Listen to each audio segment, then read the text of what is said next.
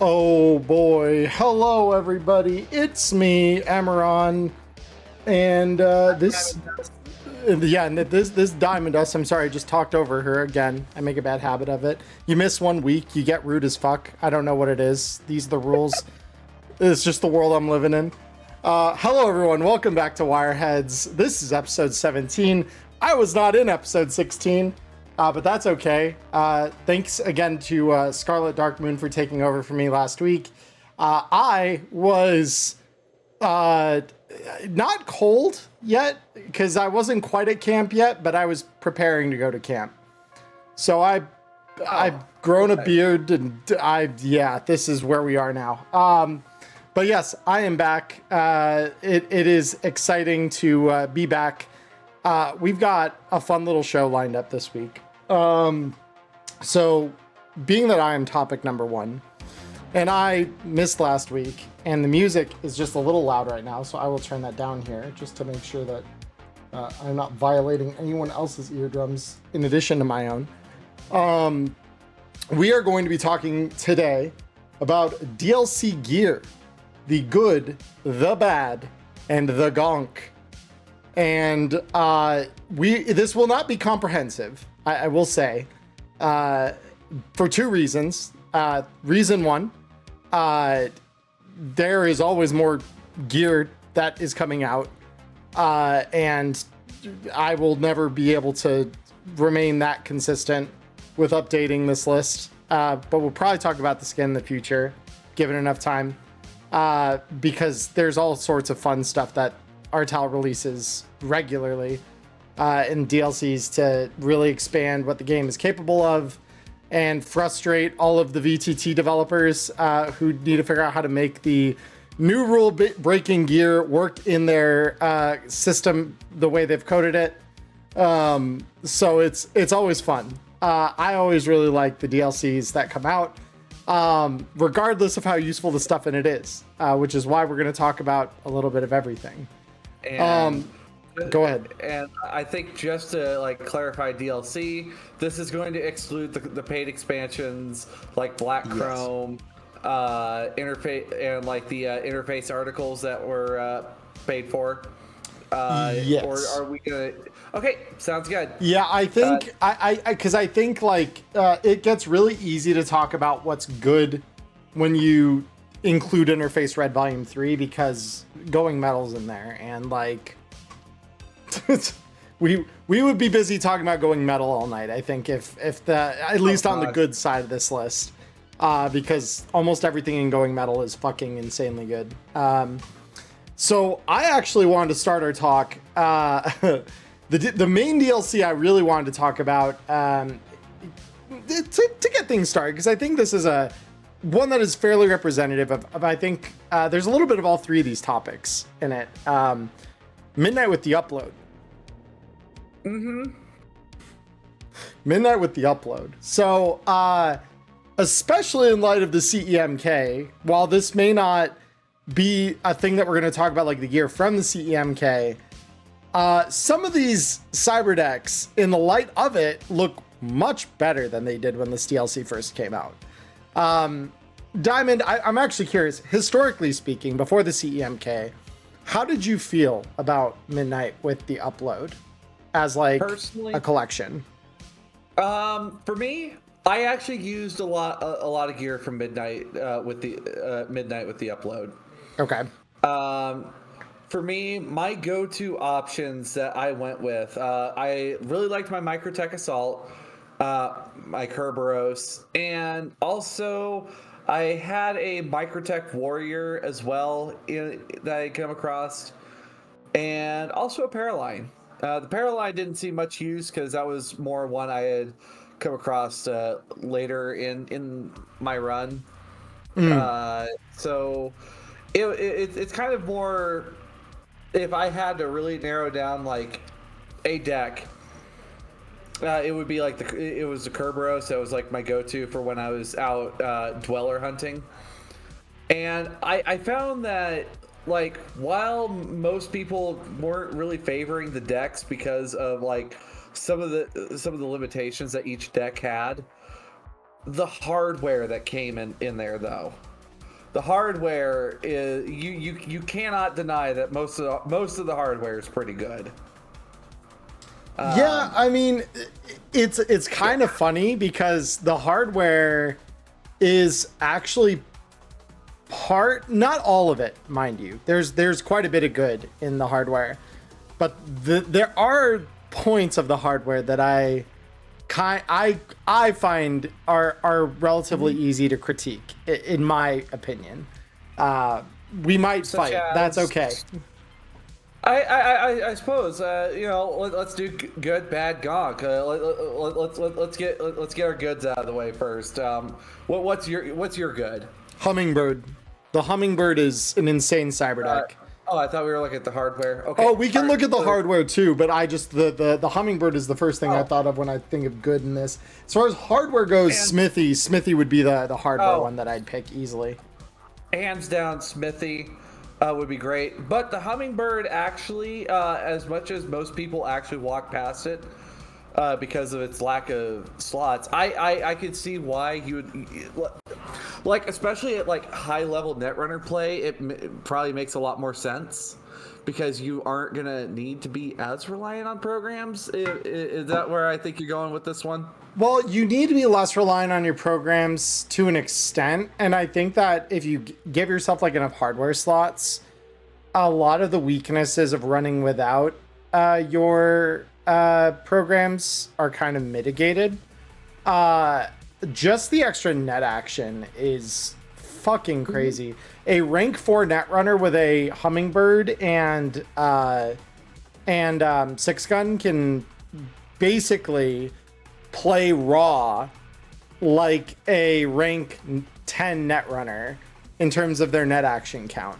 The only thing that they're suffering from is a lack of interface, but like, Yep. it's insanely good. It's a deck that was like, it was a choice, I feel like, that you could consider pretty seriously even before the CEMK, just because of that. But I think that post CEMK, where like, unless your Netrunner is looking to constantly be diving into like net architectures, you could run a Hummingbird as your mounted deck and quick hack with it, and you actually become terrifying with a Hummingbird. Oh yeah.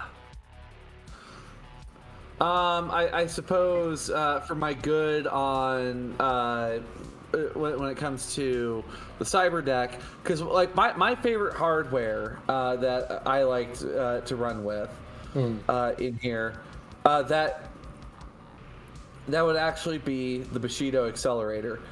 It takes a little bit of tech upgrading to make it work a little bit more nicely with your cyber deck, but as someone who liked to have killers with the ice pick deck, it's nice to just be able to improve your speed of your killers on when you enter that new floor. Sure. No, yeah, that makes tons of sense. And then, I guess oh, go ahead. I'm sorry.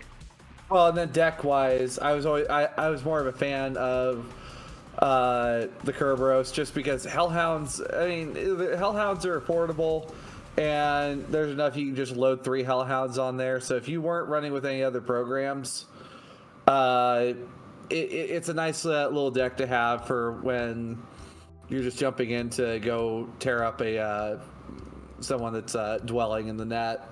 I mean, with a Kerberos, you literally have to just run black or Hellhounds.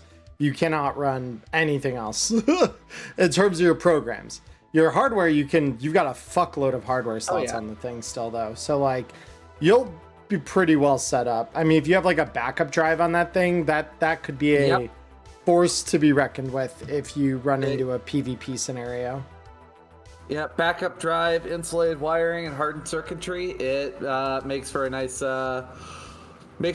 little messy explosion at the end. But I suppose what were you you were about to mention something?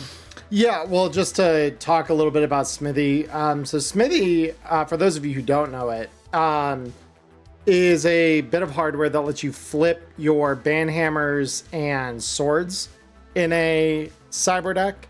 So you can literally just rotate them if you recognize, like, I'm up against a ton of like program stuff that like an enemy netrunner might be throwing at me. Well, then I can just rotate the swords in my deck out for banhammers that will be more effective. Alternatively, if I know I'm going to run into a ton of black ice, I just do the opposite. And by that, doing that, you're always optimizing for like which will have the highest amount of damage. So you're always rolling 3d6, which is, it just adds flexibility, which is something that I feel like Netrunners, the more flexibility your deck has, or the more options you have access to, the better things are for you. Overall, one deck can do more if you have options like that available to you. But yeah, that's why I was just going to add my rationale for Smithy and why I thought Smithy was such a good little bit of hardware. Another honorable mention would be the defensive the defense sequencer. Nope, that's a good one. Just its ability to keep popping armor up for you. Yeah, no, that's pretty good. Rigid decks. Yeah, understandable, Corrin. And I would also, my honorable mention would be Snake Trap. Oh, yes, Snake Trap, understandable. Let's see, increasing the output of Raven Black Ice. Oh my goodness. Well, no, no, that's Airy. Where's Snake Trap at? There you are. Yeah, Snake Trap basically makes it so that if you would lose a piece of software on your cyber deck, you don't lose it the first time. And because it only takes a single slot, and it just straight negates the deletion, you can, well, one, it'll get in the way of asps, which is always good. Number two, it'll make it so that you have like this limited, so if you're limited on space on your deck and you don't have enough, because I think a backup drive is 2 slots.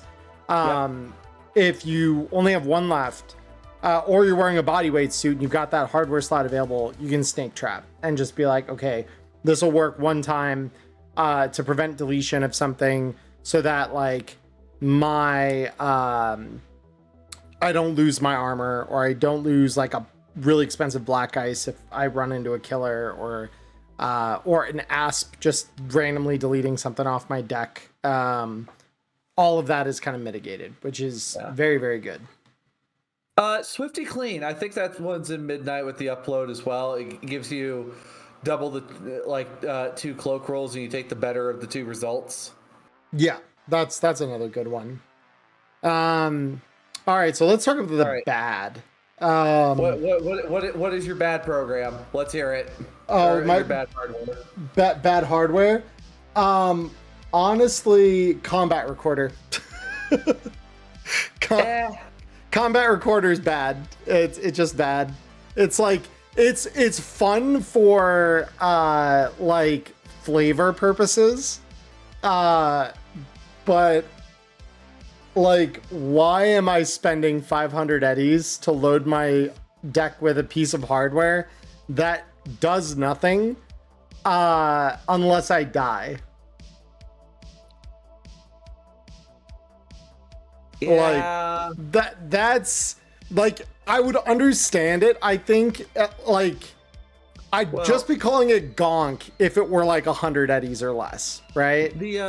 The thing is, it says when another netrunner dies, so pretty much you're producing XPDs of killing other netrunners. Right. When they fail their death saves in the net. But in that case, you still need another netrunner in the net with you, and then for that to record it in order to make anything usable. And the recordings are typically worth 50 eddies each. So I'm spending 500 eddies to get maybe a single recording, unless I'm always in conflict with other netrunners, like as a constant point. It takes 10 netrunners dying in the same net arch as me to make this thing worth it in the first place. And you're plugging this in on a deck, hoping that that's going to happen. right? Like, I think that the flavor it adds to the world that this exists is important, but for 500 eddies, it's just bad. That this is a bad piece of hardware. The only time I could see this one being really useful is like you're one of those netrunners that also has either ranks in media or rocker boy. Because media, this could become a piece of evidence. Sure. Or if you run in a crew with one of those roles, yeah. Like, Yeah. it could work. Or if you're a rocker boy and, you know, your fans are all about watching that kind of shit go down. I mean, there's that too. Oh boy, I can't wait to see fucking 8-Bit just utterly floor those goddamn Wireheads. Yeah, no, that's... Oh, see, yeah, it's... Yeah. In light of the new humanity rules especially, like, this one gets dicey. This one's gets... Look, one never hurts. It never leads to another. Or another. Or an even worse one. Yeah. Look, this was an accidental death. How bad could a, surprise death be? How bad could, a fight to the death be? A consensual one. And How Mark, bad could a murder be? And Mark, I agree, like, this would be a fun one to find on an NPC. But again, then you as the GM are putting something on their deck that is, like, actively not doing anything useful to them. And it really depends on the kind of crew you have that you're, building the NPC for, and like how in tune with that, with the enemy party, relative speaking to the NPC, like they are preparing for an enemy force to come and attack, potentially, right? Or however you do it.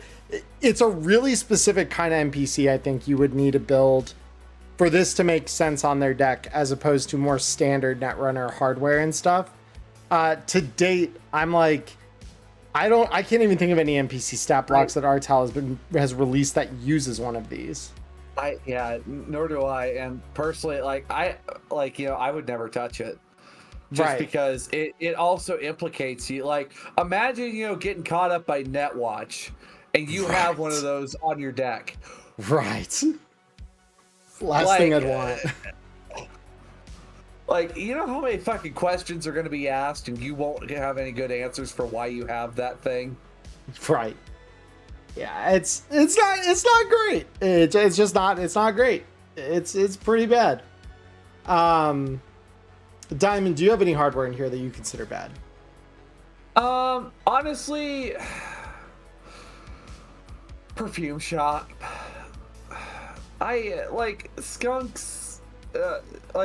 Sure, I don't understand why you would use skunk.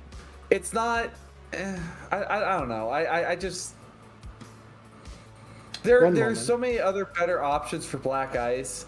It basically makes skunk black ice only take up one slot in your deck instead of two, which is nice and all, but like, I don't know. I feel for the price of skunk, there is better options out there. You're right. I agree. Because perfume shop, does that eat one slot or two? One, I think. Okay. Or one sec. Let me pull it up here. Oh no, it takes two. Yeah, I've got it in front of me. Takes two slots, and unless you're like all skunks do is like produce a Netrunner slide, and Netrunners can't slide from other Netrunners. No, you're getting really blurry on my end here. Holy, well. Oh boy! Oh, is my signal doing? Your signal's doing weird. Your signal's doing a weird. Do not mind the diamond getting blurified. I promise you, it's nothing unscrupulous that we're doing on Wireheads. It looks like it might be the weather in my area. You guys have been getting might hammered. have a little bit of issues. Yeah, no problem. Don't mind it if diamond gets blurry. I promise you, it's nothing. This is not Netwatch coming for us. I think. But so yeah, Yeah, I would agree. I think like if you're running a really black ice centric deck, that could kind of make sense. Cause then you're like, you can't slide from my ice. Especially if you're running like a Kraken, I could maybe see it.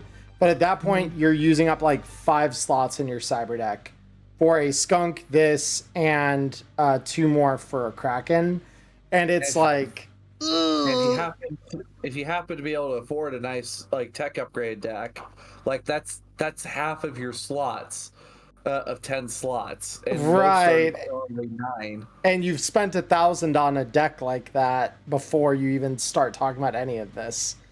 And a Kraken, I think, if I remember right, is a 500 Eddie Black Ice. Yep. So like, a perfume shop is 500. Skunks are 500 each. Ooh, wait. Oh, see, I hadn't looked at the price on a skunk, just what it did. Yeah. Oh, ooh. Yeah, that's bad. Krakens are 1,000. Yeah. Oh, and Krakens are. Yeah, fuck everything about that then. Yeah, no, the Theorycraft, even that Theorycraft, unless you're a corporation really wanting to trace a Netrunner through your net arch to trap them, there's almost no reason to run anything about any of that. That sounds fucking trash. Yeah, that's pretty trash. Cyber decks. What's your first pick for bad cyber decks in here? Well, and I feel bad because I've had a player decide to pull this one. They pulled up the Karama training deck. This was a dead giveaway. I feel like that's a low-hanging fruit. Kinda. One of my other ones, and I guess it may just be like from my experience with it. Like I could see there being a use for it, but the Microtech Warrior, I had one, and it just compared to the Microtech Assault, it felt meh. Yeah, I mean, well, I kind of like the Warrior. I'll be honest. I think the Warrior has a good, because like if you're the kind of Netrunner who always, the first thing you do when you enter a net is, because I kind of feel this about the Kestrel too, where you're like, you jack in and the first thing you res is usually what? Speedy Gonzalez armor. Pretty much without fail, because like you have a fairly good chance that somewhere in that net, if it's not on that first lobby level, there's going to be a black ice. I got my names turned around. Microtech Assault. That's the one. It has 5 slots for hardware and 4 slots for black ice programs only. And then, wow, okay. Yeah, I could. I've loaded a couple Sabertooths on there to go out and break and ice pick. So it makes it a little more okay, but it makes you very reliant on using Zap to do any attack. This is the other one that I support. This is what would make that deck better, is if in the future we get hardware that boosts the power of Zap. Oh, that would be so good. Like a Zap amplifier that gives another D6. Might be a worthy tech convention to say like, yeah, a Zap that gets an extra D6. That would be really powerful, I'd say. Like that's probably, it doesn't sound like much, but that would probably make for like 1,000. If someone tried to make that at my table, I'd probably charge them 1,000 eddies to do it. Because it is one of those things that's like extremely powerful. To be able to just pull out of your pocket and just say, here's 2d6 damage. Here's the equivalent of a Hellbolt, and I don't have to even like spend the deck space on a Hellbolt. I just get to zap you and do extra damage. That's equivalent to it, which is like, that'd be pretty good. But that'd be the only way to, I think really make a deck like that shine. There's a few other decks that I think that will apply to, but yeah. Yeah, like the Assault, I use it. I use it when I'm like buddy diving, and deploying out Sabertooths to go deal with guys. Later on, dragons. Which, by the way, Hangry Dragon, basically every time it kills a program, it just restores itself to full res. So good. I love that. That one's pretty good.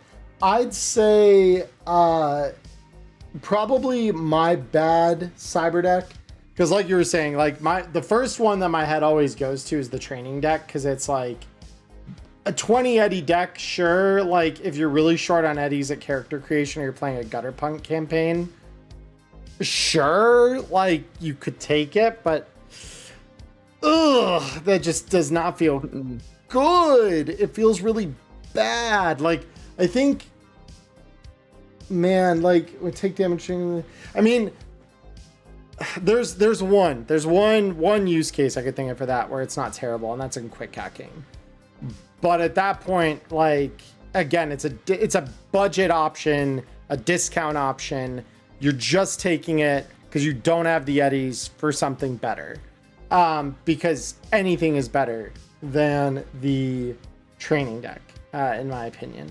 My non-low hanging fruit, because we kind of agreed that one is the easy pick. My non-low hanging fruit here is honestly probably like there is going to be some build master netrunner that pops off in the comments somewhere below this once this goes up on YouTube, or even chat might open up, is the Warlock's book. No, I thought you were going to say the Micromate, because that one, you take double damage. You get 9 slots, but you still take double damage. See, the Micromate, I can vibe with it to a point, because it still says when you would take damage directly to the brain. So it's like with anything else, it's after your armor. So if you have an armor program and you can just avoid combat most of the time, like you can make a Micromate work for you. The Warlock's book is just like, you're like, I'm running a Warlock's book. What do I have? Nothing offensive. I have no attacker programs. I have no black ice. I have nothing to deal with problems that aren't solved by like a worm or like if I'm running into black ice, I am just using my speedies to like not get hit, and I'm using it as a turbo deck, which is like, you could do that, but again, you just don't have enough answers, I feel like, to justify a 500 eddy cyber deck. That just seems like a lot of restrictions for not a lot of benefits, right? Over like your standard cyber deck. Because all this really has on a standard cyber deck is you get 2 more slots, and that's it. And then you're restricted from using anything that's not an attacker, or you're restricted to things that aren't attackers and black guys. So defenders and boosters are okay. Right. Which honestly, if you are someone that you believe that you can brain burn and like get away with it, sure. But everyone's going to get caught and it's going to hurt. Right. And that's kind of where I'm like, the Micromate, you can make the same argument, and at least with the Micromate, you've got those other resources, right? Like if you want to get into a conflict, you can get into it. But it costs the exact same, and it doesn't have those restrictions on your slot usage, which is like, that would be where I would think like, oh, I'll take a Micromate, and I'll just, if I'm building a character with that in mind, I'll just spec them with like high health, and I'll make sure to have like a couple defender programs installed on the deck to mitigate that damage. Like I'll burn those extra 2 slots to have like an extra couple armors on me, just to make sure. And like, if I take damage through it, then it doesn't hurt as badly, right? Or maybe I'll run a shield, right? Like that could be another solution. But yeah, that's my argument. Now for the Gonk. So to define, I suppose, what I think about is a Gonk thing, and I don't know if every DLC will have something Gonk in it, but the Gonk is something that's just kind of like, why? It's not necessarily bad, but like, why? Like, it's not bad, it's not good, it just, why? Look at you, must-have cyberware deals. Well, that's pretty much a whole thing of Gonk gear. We'll get to that, I'm sure. My thing here is the Verdant Knight. The Verdant Knight is my cyber deck that I'm like, why is this Gonk thing here? Only sword and shield programs. Look, sometimes you just want to get your paladin on, okay? Sure, like, that's not bad all the time. But I can't worm. I can't, like, do anything that, like ice are only, like, one part of a net run. I still need to be able to crack files and passwords and, like, do other things. This doesn't let me do them. It just lets me be like, hail, well met adventurer. I am here to slay dragons and hellhounds and asps. And have a shield, which we know is a tremendously ineffective defender program. All right, and for me, my Gonk item in here. Oh gosh. I suppose it's just because of the simple fact of how crowded your cyber deck is going to get is Swamp Mist. So it takes 2 hardware slots, and in order to really make Wisps effective, they are best in numbers. And it improves the Wisp's damage of 1d6 to 2d6, but that's like, in order to make Wisps effective, you're gonna have to load in multiple Wisps. And it's just like, why? Well, and this eats 2 hardware option slots. Yep. So it's not like you can even use this that effectively on like a standard cyber deck. You've got to have like an excellent quality one or one with 9 slots that accepts black ice. And yeah, I'm not seeing it. I just ain't seeing it. Yeah. Like, I understand Wisps can, like, reduce how much an enemy netrunner can do. But, like, again, the chances of you running into a Dweller, it's not as common as one would think. Well, right. I mean, and beyond that even, it's like, you can't limit them beyond 2 net actions. Yep. That's the floor. Like, so if you're running into anyone below rank 7, having those extra net action reductions doesn't really matter, and it's weird. Like I guess you don't have to deploy all your wisps at once. You could just deploy one, and then when that gets broken, you deploy another. But like, unless they're deleting your wisp somehow by like straight up like using a Sabertooth on it or something like that, you could just spend your 2 net actions to take it off the net, put it back on the net. I guess you'd be burning 3 net actions technically, because you have to spin it down because it's already unset. So you spin it down, spin it back up, and then reset it. That'd be your 3 net actions for a round. Yep. So like, you could do that if they ever derez it and don't delete it, but like, like, yeah, it's for 500 eddies and 2 hardware slots. Yeah. It just had it been like cheaper, I'd be a little bit more open to it. But like $500, I just right. Well, I don't. If it were 501 option slot, I could see it. If it were 102, I could see it. But because it's 502, it doesn't make sense. Like that's where it seems like it's overcosted on both to like really make that work. But okay. To understand Gaster wisps, they are they in the net they look like little orbs of light that shoot beams out to go hit the net runners with that. So I suppose with the main Wirehead DLC out of the way, like we have like a whole slew of DLCs out there. I mean, I picked the first one, so why don't you pick our next one? Which DLC are we analyzing this way? You know what? I think we need to take a little trip on over to one of our other favorite DLCs on this channel, and let's have a moment to kind of decide how we feel about our favorite gaming console from here. How do you feel about the Elfline, how do you feel about the Sagatari Rush Revolution for $500 for what it does? I think it's fine. I don't think that there's anything wrong with that price. Yeah, I think it's perfectly acceptable.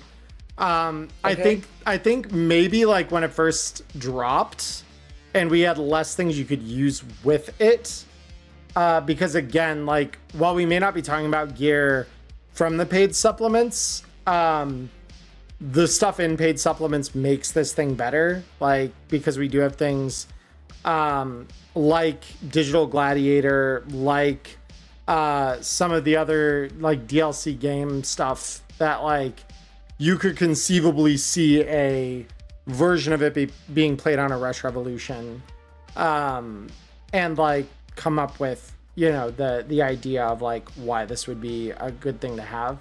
But I think 500 eddies makes sense because it's, if you think about how gaming consoles are priced IRL, which is effectively what this is, that's kind of our current price point. And the fact that they would be sought after enough that they required knowing somebody to get you one is kind of, I mean, at least in the pandemic, which I think is honestly the truest to like in reality, yeah. It, like if we're looking for a time that well aligns with the economic condition of the time of the Red, the pandemic and its buyout and like, you know, scalping attitude that people had, like you needed a fixer to get a lot of things. Gaming consoles are one of them. Like, and that's where there was some like, God, like I remember when I got a PS5 during that time, and the day I was gonna go pick it up, I tested positive for COVID. So my wife ran out and got it for me instead. And she had to drive 2 hours because I was like, I could do that. That's fine. I'm okay doing that. But I got COVID, so I literally couldn't get it. And so my wife's like, I'll drive 2 hours for you. And I'm like, this, like, if I hadn't already done it, I would ask you to marry me again, honestly, because that is fucking crazy. That's fucking crazy. But that required me literally following like certain Twitter accounts to even get my opportunity at that thing. So I think it's very true to reality in a lot of ways when we look at how that would actually work. So you think it like good for not only like what it is, but what it brings to the table and like what kind of story it kind of brings in, especially with the fact that like, you know, we had the pandemic issues come up. Yeah, I mean, I really think that like is it good? Like, I don't know. I don't think it's anywhere near bad enough to call it gonk. I think it's a flavor set piece, and in a not so weirdly, like when I look at the combat recorder, and I evaluated that as like, this is just bad. It's because like it requires death to happen in order for it to even get a use, right? Whereas something like this, it's like, it's downtime, you know, and you could make a case that like, if you're using the humanity rules from the CEMK, this is another way that you and your friends could all gather together somewhere to like have a party, right? Like you don't need to get together in real space necessarily to do some of those things. And like ELO presents us, or other games like it even, present us an opportunity to like do some of those things or tell some of those stories, or yeah, like it requires some GM fiat to like really dig in and like pull out its full potential. But what it presents is a gateway through which you can do that. Without it, we wouldn't have that.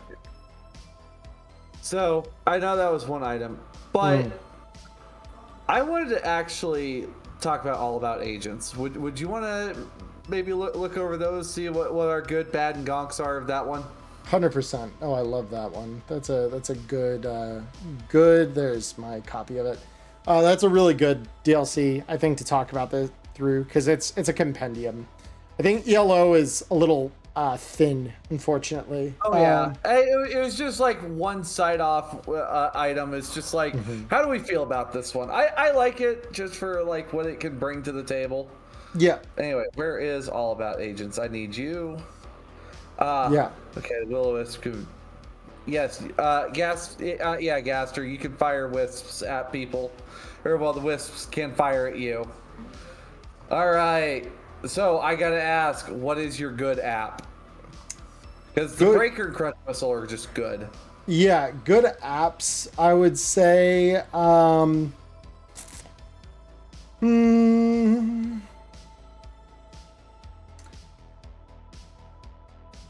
I actually really like, where was it? I'm looking for it right now. Just a moment. Hold up. Oh, there it is. Hustool would be my good. That is a good app. I like any attempt the developers of the game and the designers of the game have made. Hi, James. To add extra activities that don't eat a week of your time, because I feel like a week is in many contexts a lot to ask for, like, that to almost always be free, for like for there to be a free week where like the players are doing absolutely nothing else, which includes healing, by the way.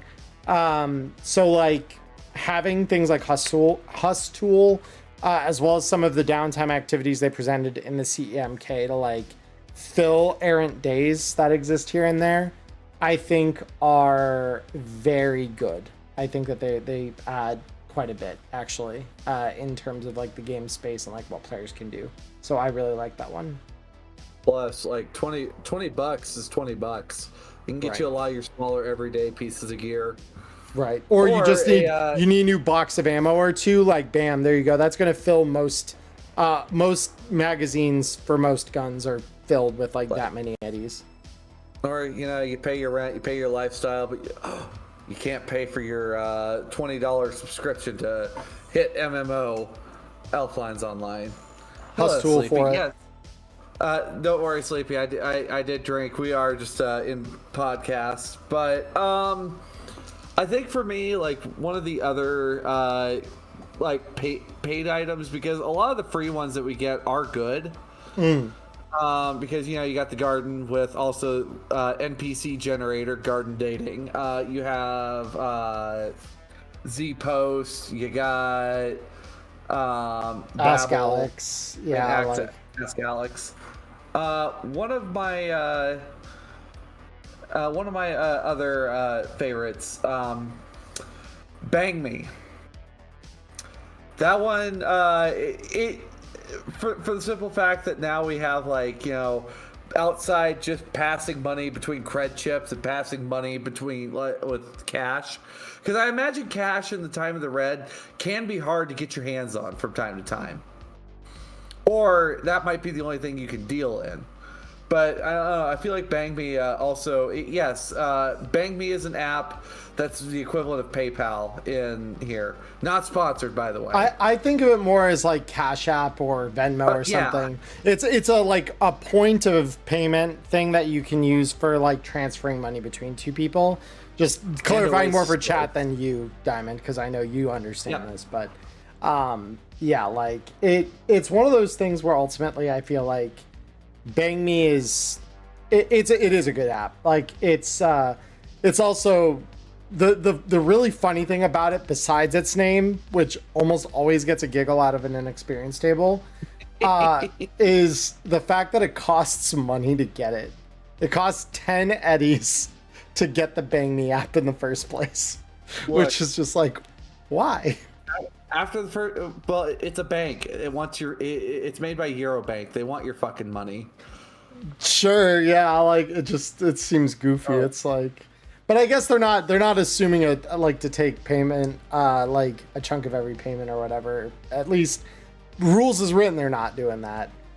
So, you know, you got to pay for it somehow, I guess. All right. So, and I mean, also, Big Sigh is not a bad one either.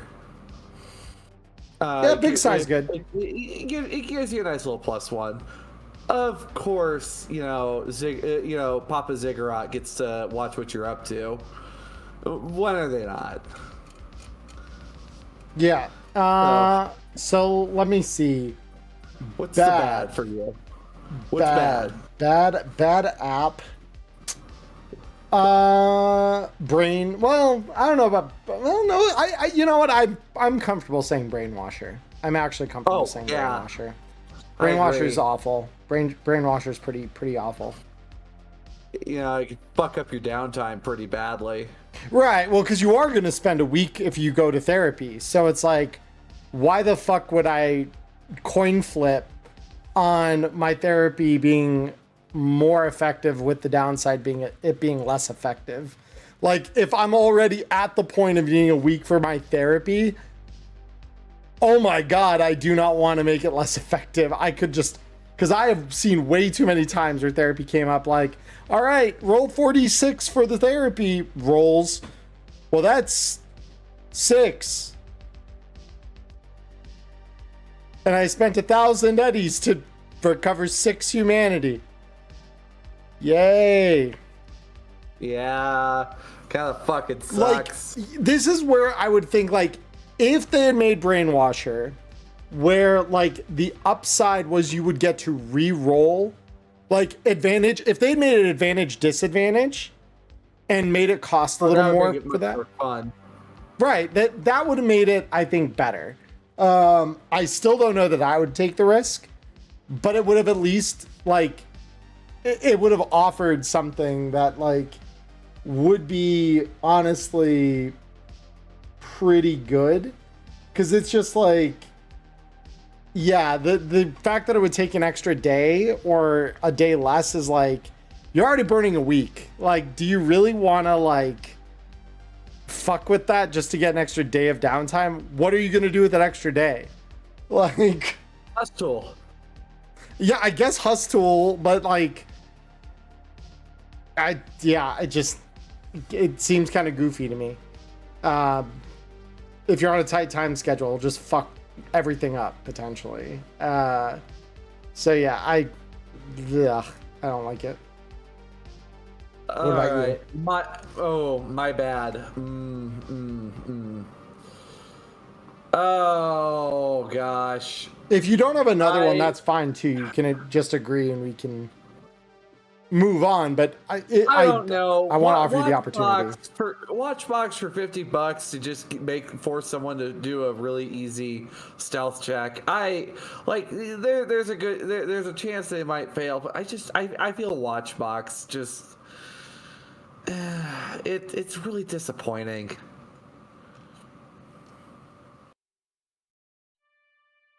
Because you have to give it 5 minutes to sit and watch over an area. You don't just have an automatic sentry that will just let you know if someone's sneaking up behind you, and it will blow your cover as well as theirs. So I don't know. I mean, I think of it more as like if you're hiding out somewhere, like if you're in a hideout and you're worried about someone breaching the hideout, that could be a great early detection. Cause like you already are like there and you're just trying to stay incognito about it. And if someone tries to breach that, like there could be uses for that, but I agree. It's not really for like, it's not for infiltrating yourself. It's for preventing infiltration against you, I feel like. And given how expensive it is to set up other like in-place defenses, having an app that can serve as a sort of really low-key in-place defense is kind of like, that's kind of good. I won't say it's right. Like, I agree with you. I agree with you. Any app that needs to sit for a long period of time, unless you're in a spot that you know is safe, is like kind of iffy, but like it's fine. It's fine. Probably fine. But yeah, I guess that's that. But what about Gonk?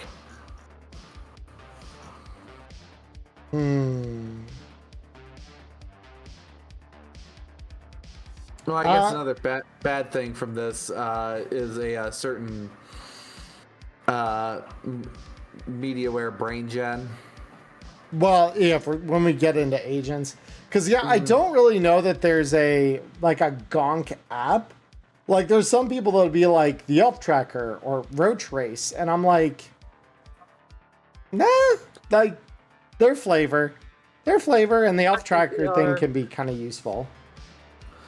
But also, like, on top of that, Elf Tracker, if you're one of those you like to piss other people off on Elf Lines Online, you're just asking to get offline PK'd. You're just asking for it to have that app on your phone.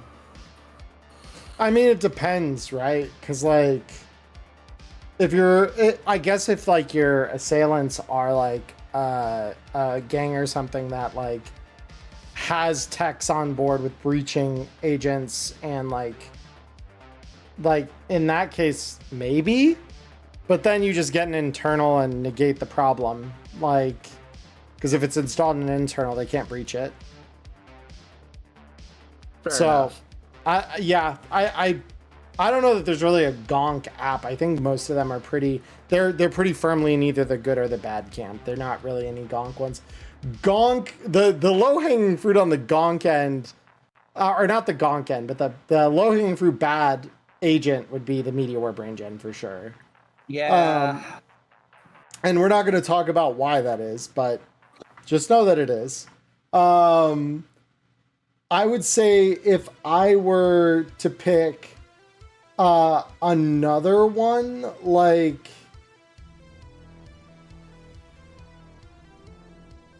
see, I don't know. Like, the agents, it's really hard to pick. Like, the good, my first pick for a good one would be the Neuron. Because the Neuron is just, it's the predecessor to the Neuroport, which is, as we know, very, very, very big in Cyberpunk. I guess for me, I guess Merlin's pretty cool because it's like it's literally having, you know, the spy watch that you talk to. Yeah, Merlin's cool. I like that one. Yeah.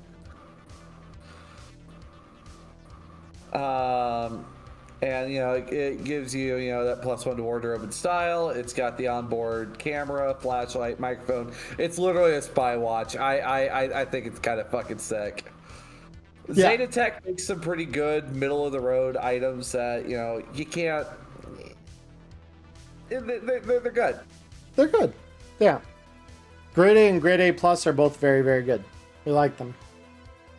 Yeah, I don't know. There's really not a lot of bad agents. The obvious one is the MediaWare brain gen, but like, yeah, poor quality agents are poor quality agents. Like, they're fine. They're just easily hacked. Right. I mean, even Atari's double agent, it's a $50 phone. It's like, it's literally just buying a track phone. Yep. It's fine. It's fine. There's nothing really offensive about the agents in this. Yeah. So, yeah, and then, of course, you know, Breaker and Crunch Whistle, for anyone who doesn't know. I'll go on about the Breaker. The Breaker is basically this modified agent you can't make calls or really use for, except for breaking into someone else's phone. However, would you like to talk about what that Crunch Whistle does? Yeah, it just makes it so you can use a breacher with your interface as a netrunner. So it basically expands your ability to hack things to agents, and it just lets you use them or use your skill base and interface when you're making those electronic security tech. It's very good. Hello, Matt. It's very good. Hello, yeah, Matt. Welcome, friends. Welcome in. I was just gonna say the only downside I think about the Crunch Whistle is the fact that it eats a hardware slot on a cyberdeck, but that becomes less of a problem if you're like, you know, quick, you know, you got a quick hack deck and you've got, you know, like a spare hardware slot somewhere or something that you can use, like an X disk, for example, could be useful for that. Of course, by then you're just kind of dealing in, you're no longer really dealing with agents. So like, I do feel like for like if we were putting out a Time of the Red, like if you had like a Pathfinder deck that you used, where it's just like you load it up with some Pathfinders, but then you throw like your Crunch Whistle on there and call it a day. Like honestly, I feel like Micromate fits really well for that. So that way you're not going into the net. Sure. Yeah. Like you could make arguments for having like a dedicated deck to do it. This is probably not going to be part of your starter kit as a Netrunner. Is the only that's my only issue with that. Is like it's good to a point, but the problem is that you still need the Breacher to make it work. So as a Netrunner, it costs you 100 eddies extra to do what a tech can just do, which is kind of a shame. But not the worst. I suppose maybe that's a question I might need to ask. Like, how would this impact, adventure number 2 from Tales of the Red Street Stories? I don't know if it really does. Like, I would need to see if the second agent that a certain character has is containing anything that having a Breacher would help uncover earlier than the adventure says you're supposed to be able to. I don't think there is, but I could be wrong about that. Because you're given a work agent, so like, I don't know, like feasibly there's maybe some way to do that, but I think a lot of that, none of it's written in the adventure. It'd be a lot of GM fiat at that point, just kind of coming up with what you're doing. So yeah, I don't really know that changes. Okay. So I know we are kind of running low on time for our first segment here. Do we go for the low-hanging fruit? Well, no, I had one other that I wanted to go over because I felt like this was a really good representative of what I wanted to talk about here. The 12 days of Gearmas. Oh. Honestly, yeah, let me go pull that one up here. Actually, I think that might be a good mix here. I think it's a great mix because I think the good one that I want to throw out there, just because it's a direct buff for a specific role, is the Cybercam EX one. Mm-hmm. I think for a certain kind of media, the Cybercam is incredibly good. Like just straight up, it is incredibly good. And it's a really fun, it's not that expensive too for what it does. 1,000 eddies to basically make your role work better is like beautiful. Just having that is incredibly good. Yeah, and media has really needed some love. Like this is, I think, the first item media that was like media specific that's been put out there. So I think it's very good. I think it's very good. I think for me, one of the other items that I've taken into consideration that I think that's really good. Now, of course, we could say the Master Mechanics kit, but I've got some weird feelings about that one. The Zonda Metrocar. Zonda Metrocar is really good. It's not fast, but it's faster than walking. Yes. It's also a vehicle, and getting any kind of vehicle that's not just a straight bicycle is like very challenging in the Time of the Red.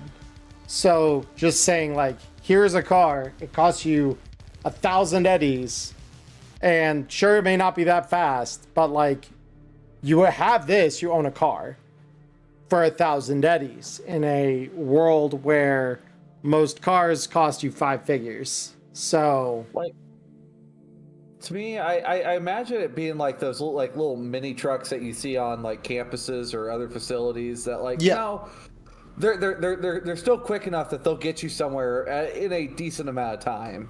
Yeah. So I wouldn't pass up on this one. No, I wouldn't either. Also, the Optitech Mag Viewer. What are your thoughts on that? Because I think it's kind of a nice little item for like cooperative play when it comes to snipers. Allowing the user to see detail. Assist to single. Yeah, I mean, it could be good as a supporter. But yeah. All right. What's your bad? I want to know your bad. My bad. I mean, I would say my bad for this one would probably and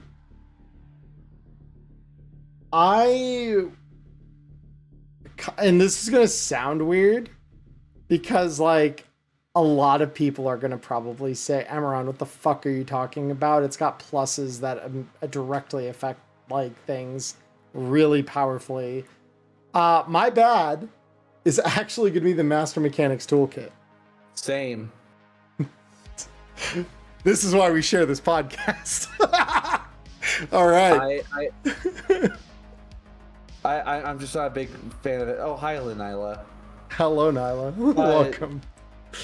Yeah, it's just the price tag. 20,000 eddies. Yeah, it's a lot. For the spoiled child of the rolls when it comes to your bonuses. I'm sorry, Tex, but you guys literally look at any like tech roll and it's just like, okay, I just don't have to roll one and I pass. So like, I don't know why you need another +4. Because let me see, basic tech, cyber tech, for any maker specialty purpose. Okay, interesting. So if you're in the business of making super luxury items or even luxury items, right, where like it's going to eat a ton of your time, that +4 can come in pretty clutch. I will say that much. But in order to even afford this thing, you need 20,000 eddies, and you need a way to move something qualifying as thick steel cover and a place to securely store that something so someone else who has the means to take it from you can't do that. Like, admittedly, that's a pretty tall ask, but like, you're not doing this if you're living in a cargo container. So you probably need at least a conapt. You probably also need that conapt to be on the ground floor, because how many people do you know with like high floor apartments that have a fucking safe in their apartment?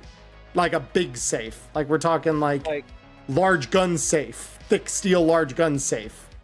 I don't know that many people. Being like one of those like you've seen like the large Craftsman toolboxes. Yes, like but this is even heavier than that. Like that's the thing. Like take that, but make it fucking bulletproof. Like make it fire resistant. Well, this like thick steel cover is like what they qualify a 50 bank vault door as. So it's like 50 hit points. How the fuck is like one? How am I buying this in the first place? You know, if I can't already make those things reliably. 2, once I afford this, how the fuck am I taking possession of it? 3, how many missions? Like, it's another one of those that like having in the world, like as like a thing you can go pick up from someone like Faisal or whatever. If you decide to rob Faisal, that's incredibly stupid. Don't do that. But if you decided to shoot you with a gun that jams, or the other gun that jams, or the other gun that jams, which one is it going to be? I mean, this is the thing. Faisal is pretty good at inventing shit. So like what he puts out on the mass market, my theory, by the way, I think you froze Diamond on your cam. Oh shit. At least on my end, it shows you frozen. You are.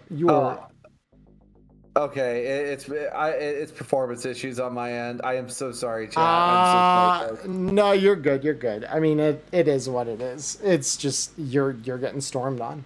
But yeah, bottom line, I think that like how much bonus it gives you probably justifies having the price point, but all the added shit that like you have to already have working for you when you get this thing is like It's like it's a hyper end game item that really won't see a whole lot of play. So therefore, I just kind of think, like, what's the point of having an item if you're not going to be able to use it, or like if you find it somewhere where it's very well protected, like a tech's shop, like you break into Faisal's or more likely Malorian Arms or something, and you find one of these. How are you taking it with you? Do you have a linear frame handy, like an elephant frame? Do you have that? Yes, no? And if no, you're not taking this with you. Like, because I think it's what? You need a body 10 or higher without special equipment. So I guess you could do it with, someone who's laced up enough or Sigma framed, like, so it probably wouldn't be that bad. But like, even then, you need that person then dedicated to carrying this fucking thing with them and not getting caught. Like, I'm just, you're not doing that. But yeah, that's my bad. And so I'm glad to hear that you and I agree on that. What, my bad? Well, I think you and I both agreed that was our bad for this DLC. The Skid Row pack shield. Skid Row pack shield. Oh, interesting. It's I don't know. The thing is like carry-alls and shields have two very different jobs. One, keep shit inside. Other one, keep shit from getting inside you. Like, keep it away. And if your backpack gets destroyed, like, what are you gonna do? Pick up all the shit that you were carrying in your backpack?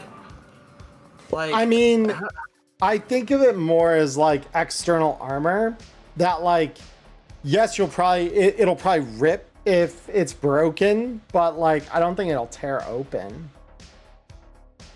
And I think it does. I think that combines a couple things and makes it.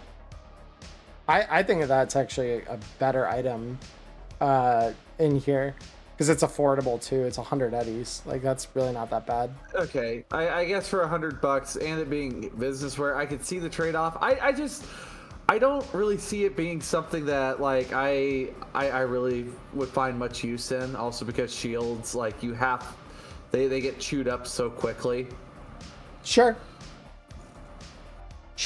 I mean, but if you already are gonna have a bag on you, I mean, to be fair, carry-alls are 20 eddies, right? So this is more expensive, but it counts as business wear, and it gives you cover that you wouldn't have without it. So, like, I think it's pretty good. I think for 100 eddies, that's kind of worth the price to get that. But I don't have to agree. My agreement isn't necessary for you to have an opinion there. I disagree. My opinion is I think that one's actually one of the better pieces of equipment we have in here. All right, and the Gonk.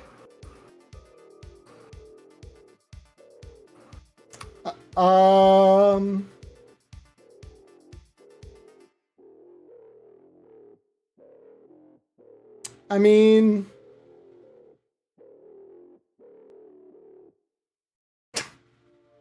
the ghost sniffer, maybe. Like, I mean, you can avoid getting drugged with that, but yeah, why would you drink something if you don't trust it? I guess that's a very valid point. Because it just says that it tests a dose of a chemical substance such as a pharmaceutical or a street drug as an action. Its indicator glows green if the substance is pure according to an internal database, or red if it is impure. And it's like, okay, sure. My question, pharmaceuticals, this makes sense, right? Because that's like standard formulations and things like that. It has to be. Mm-hmm. When the fuck do you expect street drugs to be pure if they're truly street drugs? Look, all I'm saying is the piranhas make that good shit. They do, and they make the good shit. So, again, either you're buying from an irreputable plug, a plug you've never tested before, or like, but again, like, I don't know. And then you just hoping that database has been updated recently. and is like actually reflecting that it actually is pure when it says it's pure. And that just seems like you're opening up a whole different can of worms. Like it's not bad. I just couldn't see spending 100 eddies on this when I could spend it on a box of 10 armor piercing rounds, you know? Or a bunch of other shit. Like I could buy a computer with that. I guess for Gonk though, for me, the Minimag speakers. I looked at those too. Not so much for the simple fact that there's nothing bad about them. You can make yourself, loud as fuck. But at the same time, it's just like, I mean, unless you're buying them for flavor, it's just like, why? They're loud, they're obnoxious. Maybe rocker boys, I could see it, but like other folks, like why would you want something like that that's going to draw attention to you? Wow. This is where, in order to cause a distraction, you put a mini mag up somewhere, link it to your agent, and then queue up a very, very loud XBD and play it. Oh. Wait, XBD or triple XBD? Pick your poison. Either way, right. It could go all the directions here. Both are distracting or distressing for entirely different reasons. So, interesting. That's a fun bit of kit, honestly. It's one of those things that I'm like, but with gear like that, because that's where I looked at that and I was like, I don't think that's Gonk though. I just think that's one of those items that requires like, how creative are you, right? As a player, how creative are you? And but for like a infiltration type character where you're like, I just need them to not be near me, you just hook a mag speaker up above the standard sightline of somebody, play a loud sound or loud video or something, and just blast it through that, and then just go off and do what you're gonna do while they're distracted, figuring out the hell's that moaning coming from. Yeah, it's Mr. Studs always. Anyway, yes. Also, a fun fact that showed up before we move on to our next subject. Synth Coke and the most popular brand of toilet cleaner are identical white powders with similar scents and tastes. You raise a fair point. Was that was part of this, wasn't it? That's right next to your Hammered Industries green light go sniffer. All right. Yeah. But I think for like some of our like a little bit more assorted gear out there. Also, a real Gonk weapon, but I find it effective at least once, is that Teen Dream. Yeah. It's that one's got its place, but yeah, it is Gonk as fuck. Honorable mention on the good side from, I think it was the same DLC, the Sub Flechette. It's a gun. Sub Flechette gun, low hanging fruit, but everyone needs to know about that fucking gun because 4 SP ablation is fucking crazy. All